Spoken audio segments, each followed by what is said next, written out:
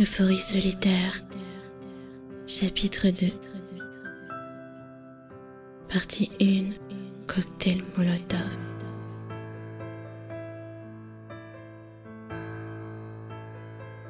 Mathilde en était donc là, allongée sur le canapé, les yeux rivés au plafond, avec pour fond sonore le bourdonnement du réfrigérateur. Elle se demandait comment elle en était arrivée là tout juste 22 ans. Elle était venue fêter son anniversaire comme chaque année, parler de son boulot de serveuse dans un restaurant miteux. Elle n'aimait pas penser à sa mère. Elle ne pensait pas vraiment à elle à proprement dit, car elle la connaissait trop peu. C'était plutôt les moments qui lui revenaient en mémoire, les moments et les sentiments. Penser à son père ne lui faisait rien ou presque. Le fait de l'avoir très peu connu influait beaucoup moins sur son mental. Il était parti et voilà tout. Il avait jeté l'éponge. C'est un peu comme s'il n'avait jamais existé. Comment vouloir à quelqu'un qui n'existe pas? Sa mère, en revanche, existait quelque part. Elle l'avait portée, mise au monde, offert un tas d'attentes et d'espoir d'enfant qui s'était transformé en chaos d'adulte. Elle l'avait coiffé d'une couronne de sainteté et d'innocence, lui avait donné des traces dans lesquelles marcher, des bras dans lesquels se faufiler, pour tout briser ensuite. Comme si elle avait filé la poutre sur laquelle sa fille marchait en équilibre. Sa mère lui avait dans la vie donné les armes pour se battre contre elle-même. Tout en continuant d'être embrumée dans ses pensées, Mathilde se dirige d'un pas absent vers la salle de bain. Elle se regardait dans le miroir à la lueur de la lune, ses boucles brunes glissaient sur sa poitrine pâle. Les derniers rayons de soleil de cette fin d'automne caressent la silhouette immobile de la jeune femme et la transforment en tableau de Vermeer jusqu'à ce qu'elle bouge enfin. Elle observait son propre regard dans la glace et en quelques secondes assistait au parcours de ses larmes le long de ses pommettes. Observait sa lèvre inférieure gonflée sous la morsure relâchée de ses incisives supérieures. Elle se souriait à elle-même, mélancoliquement. Affronter son propre regard, affronter le précipice qui menaçait au bord d'elle-même, son paysage intérieur avec toutes les nuances de gris qu'il comporte et y vaciller, avoir le vertige de tout ce vide. Encore du vide. L'affronter quelques instants à peine, le regarder droit dans les yeux, en avoir peur et faire demi-tour en les refermant. De nouveau, les perles salées coulaient cette fois à travers ses paupières fermées, collant sur ses longs cils et chutant de ses joues à sa poitrine. Elle se souriait toujours, d'un sourire de pitié, noyée.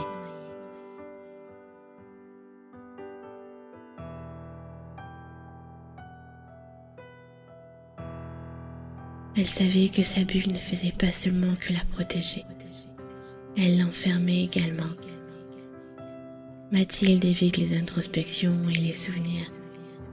Elle évite d'y penser vraiment car ils sont collés, comme électrifiés à ses cils. Dès qu'elle y pense avec insistance, elle a les yeux qui brûlent. Alors elle ne fait que les survoler.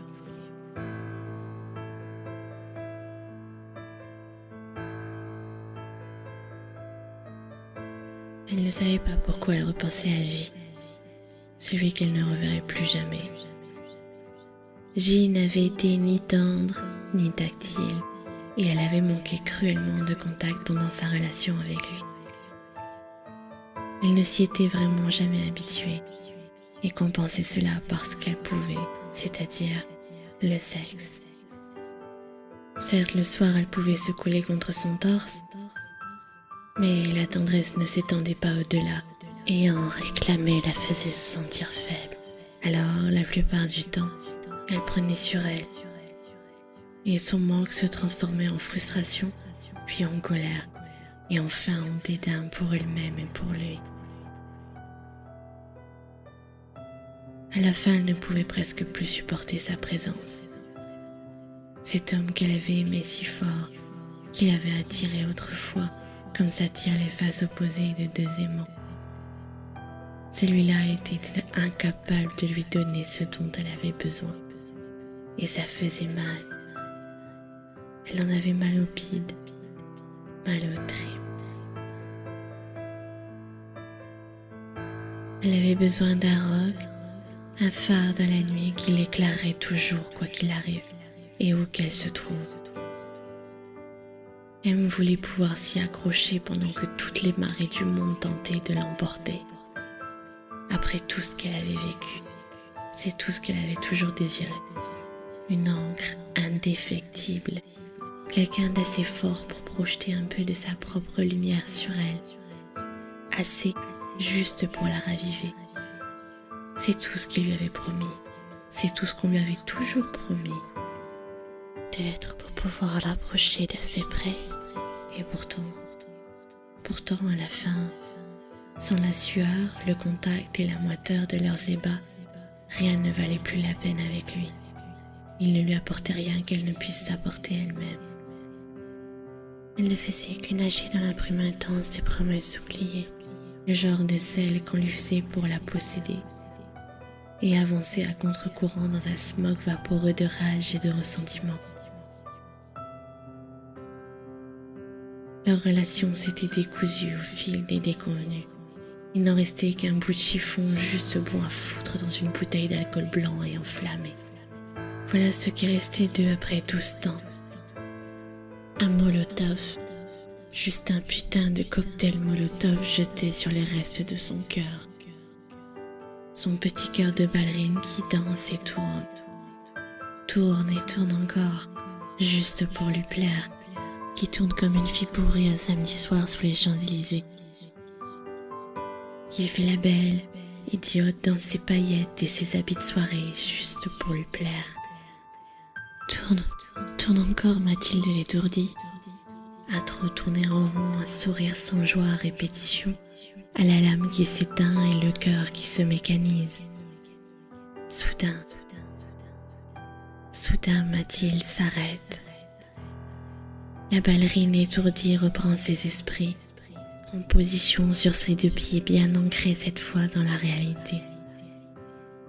Les joues rouges, le mascara défait par les larmes de tes illusions, la poitrine en carnage, Mathilde titube mais ne tombe pas. La petite ballerine dansera plus bourgie.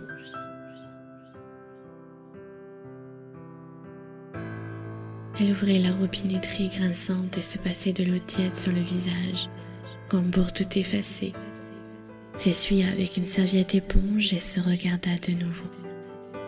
Avec sérieux cette fois, avec une sorte de détermination. Puis elle se fit une to-do list mentale. S'éloigner du miroir, partir de la salle de bain, partir de la pièce, partir de la ville, partir.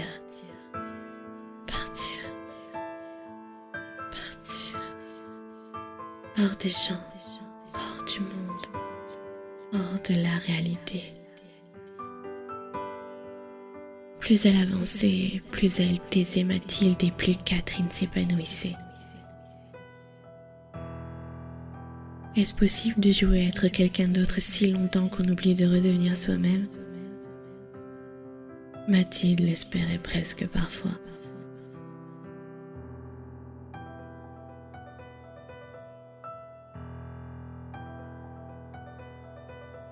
Partie 2. Sexe avec préméditation.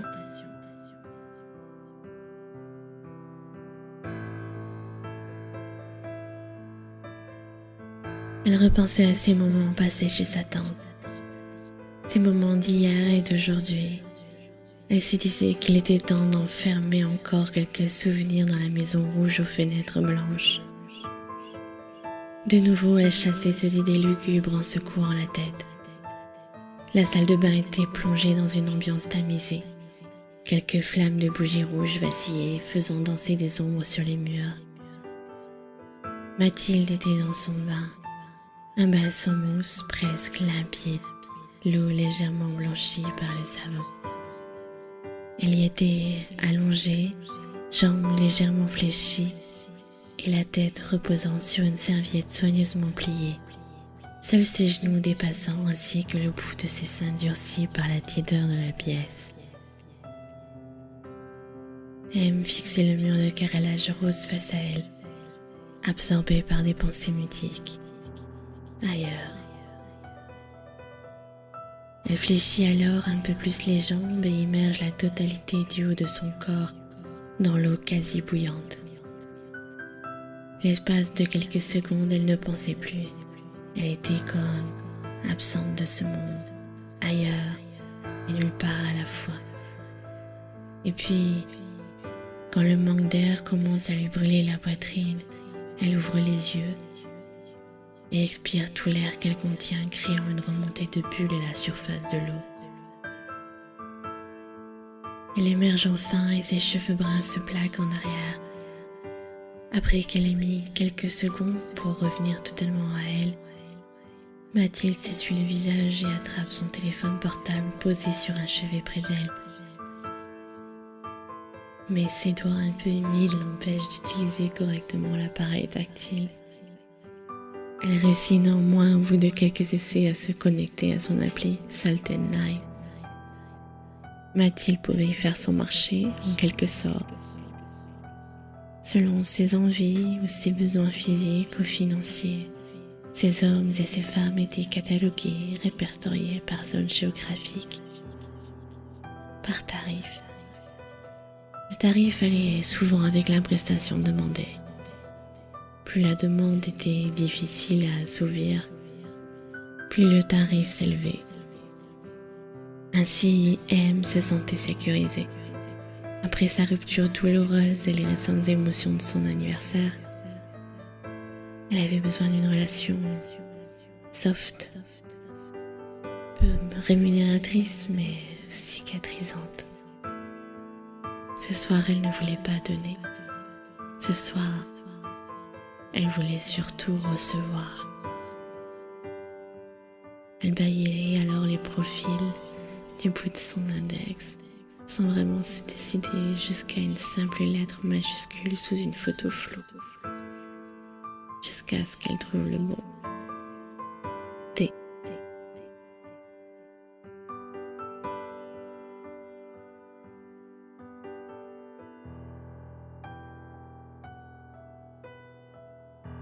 Quelques heures plus tard, elle entrait dans la chambre où régnait une odeur d'encens.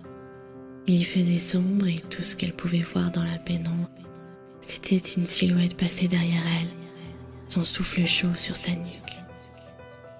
Elle pouvait sentir son parfum, un intense mélange de fleurs d'iris et de bois précieux.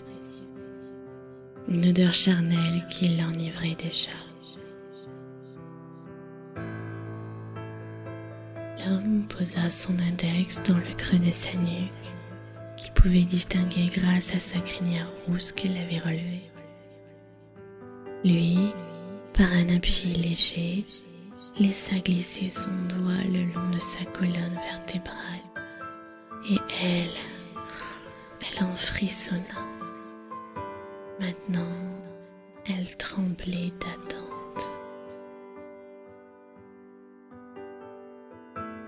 Il lui passa un bandeau sur les yeux, mais ne l'entrave pas davantage. Ça n'aurait pas été prévu de toute façon. L'inconnu l'attira jusqu'à lui et commença par lui retirer une mèche de cheveux qui lui tombait devant le visage. Lui leva le menton avec douceur, attrapa son visage, lui baisa une joue, puis l'autre, et effleura à peine sa bouche rebondie. Il se contentait de frôler sa lèvre supérieure, comme s'il voulait juste attirer son envie, comme on attise un feu en soufflant délicatement sur les braises presque éteintes. Il avait l'air de vouloir la faire venir à lui, comme pour enlever un peu du sexe avec préméditation qu'amenait forcément le procédé.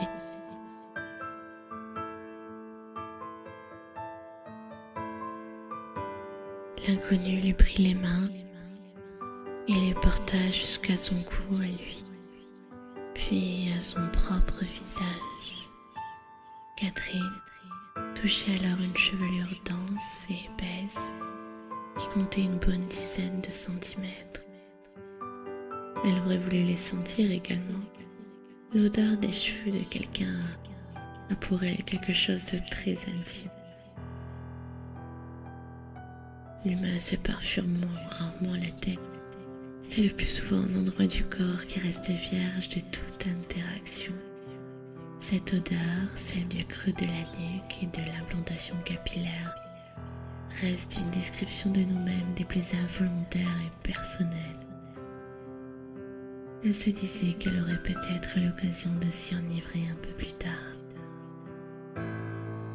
Catherine descendait ensuite ses mains sur son visage long et légèrement osseux. Ses pommettes avaient l'air un peu saillantes, mais ses lèvres pleines et semblaient beaux. Il lui faisait se demander pourquoi elle avait eu besoin du bandeau. Elle n'avait senti ni cicatrices ni tares, même si elle trouvait que les cicatrices sur un corps ne faisaient que lui apporter de la beauté. Les cicatrices, c'est de l'histoire visuelle, c'est un témoignage non verbal de notre vécu. Les cicatrices de l'esprit, elles, ne peuvent témoigner que si on les laisse entrevoir. Celles-là, invisibles, sont vouées au silence éternel, à moins de se plonger assez longtemps dans un regard pour y apercevoir une lueur témoin. Après qu'il eut fait glisser sa robe fourreau le long de ses fines jambes, il la fait asseoir sur le lit. Elle ne sentait pas son corps contre le sien, ce qui la rendait légèrement nerveuse. Ce n'était pas habituel, ce genre de rendez-vous. Le sentiment de vulnérabilité commençait à la gagner doucement, jusqu'à ce qu'elle sente le lit s'affaisser juste à côté d'elle. Il était là, il était bien là, à l'observer, pendant qu'elle ne pouvait qu'attendre, immobile. Catherine sentait le lien du bandeau se défaire, et l'espace d'un instant se posa 1000 questions. Enfin, elle y voyait maintenant. Ses yeux mirent un certain temps à s'habituer à la pénombre, et la première chose qu'elle vit, quasiment clairement en vue de l'obscurité, c'était son regard à lui. L'inconnu la regarda avec intensité et lui sourit d'un sourire de satisfaction.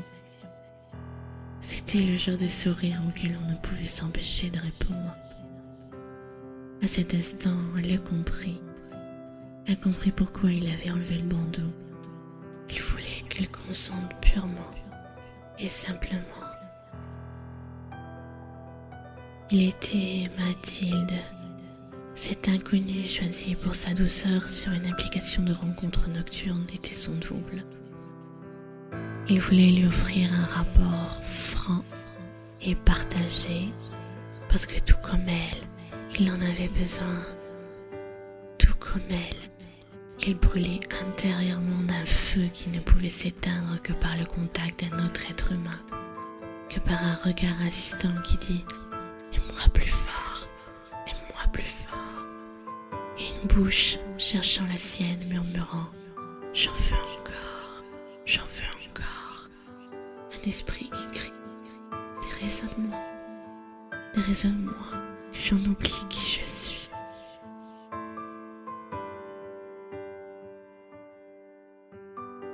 Quelque chose dans son regard lui donne le signal.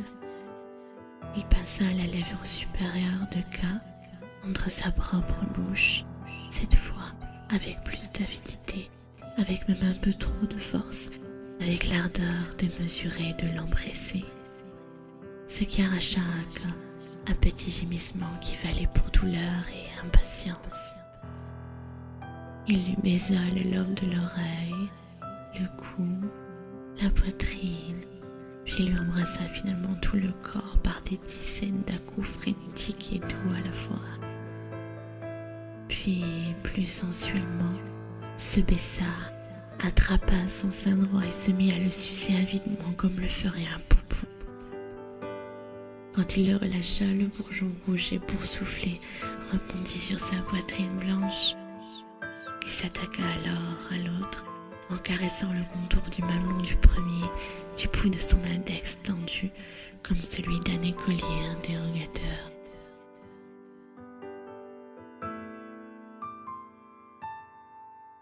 Il remonta alors dans son cou, prenant de grandes inspirations de son parfum de vigne, et tournant la tête quelques instants, comme sous l'ensorcellement de cet effluve sensuel.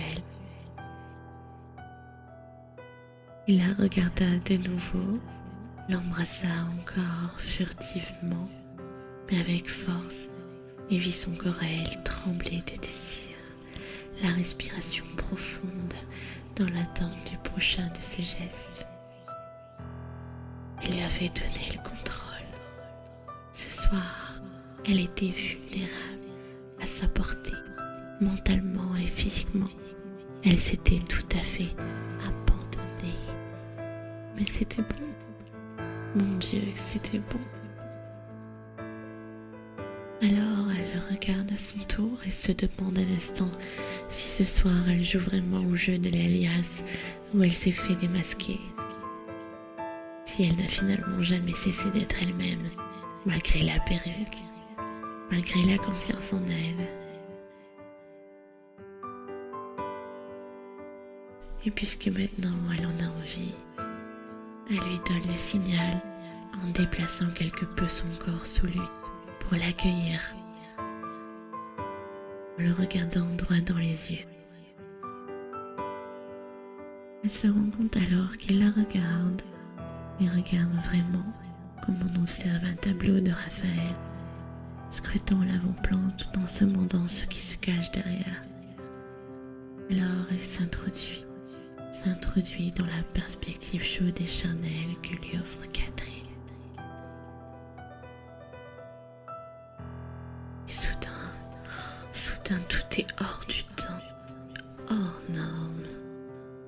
Soudain la vie ne fait plus peur. Soudain elle a le cœur en flammes et la tête à l'envers. Un vide au creux du ventre, elle est remplie de sang neuf et les idées en vrac. En quelques instants, l'inconnu la délivre d'elle-même sans même avoir prononcé un mot. Elle avait faim de sa peau, de ses lèvres et de l'odeur de ses cheveux dont elle put enfin s'enivrer.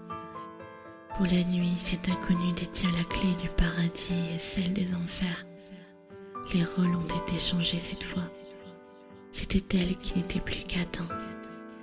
Il la faisait vivre vite et elle adorait cette complémentarité qui devenait dépendance. Car au fond, elle n'avait jamais voulu que ça pour faire taire sa tête. Les effusions du cœur, les effusions du corps, c'est chimique.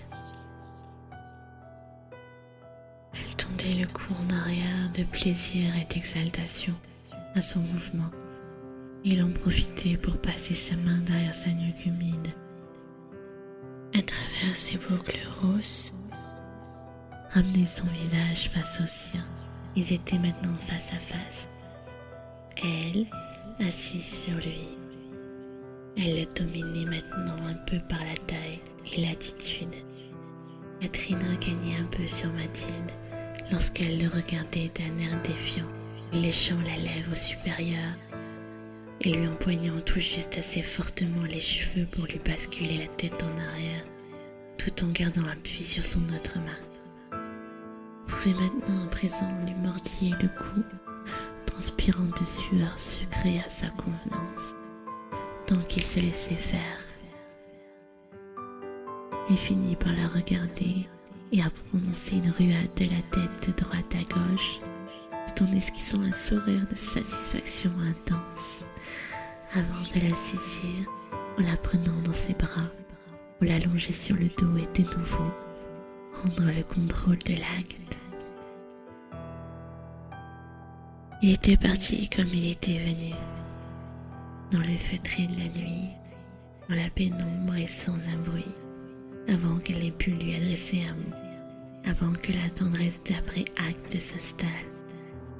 En glissant dans le sommeil, elle y réfléchissait. Que lui aurait-elle dit de toute façon, toute cabossée comme elle était?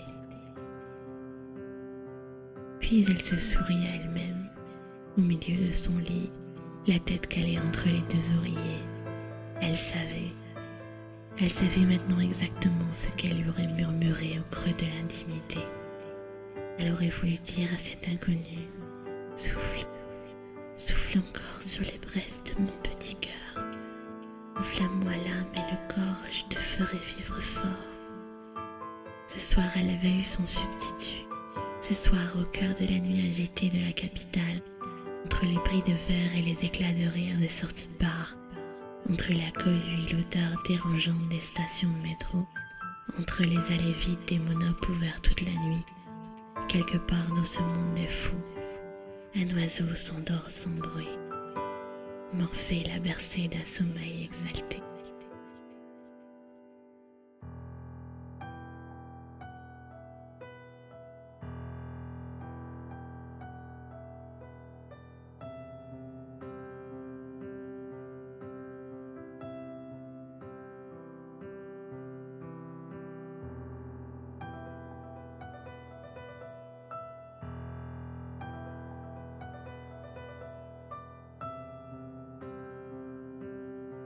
C'était Euphorie solitaire, chapitre 2, écrit et lu par Sophie Dess, musique de Mescaline.